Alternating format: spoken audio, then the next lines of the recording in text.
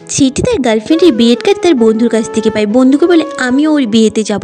ও কিভাবে আমাকে ঠকিয়ে অন্য কাউকে বিয়ে করছে আমিও দেখি বলেই সে সিগারেট খেতে থাকে। বিয়ের কার্ডটা জ্বালিয়ে সিগারেটটা জ্বালিয়ে নেয়। এরপরে সে তার বিয়েতে যায়। সেখানে মেয়েটি খুব আনন্দ করছিল। তখনই সে ছেলেটিকে দেখে তার পুরনো কথাগুলি মনে পড়ে যায়। ছেলেটি অবাক হয়ে যায় মেয়েটির আনন্দ দেখে। তখনই ছেলেটি ঢাক নিয়ে নিজেই বাজাতে থাকে। এটা দেখে মেয়েটি কি করবে কি না করবে কিছুই বুঝতে পারে না।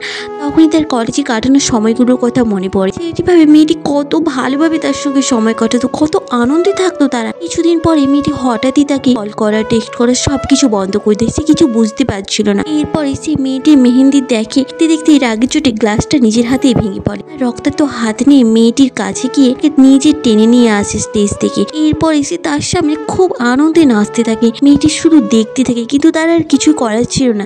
তার বিয়ে ঠিক হয়েছিল। সে আর পরিবারের বিরুদ্ধে যেতে পারতো না। সেটি সেখান থেকে চলে যায়। আচ্ছা, মেয়েটি কি ঠিক কাজ করেছিল? ছেলেটিকে ঠকিয়ে? কমেন্ট করে জানাবেন।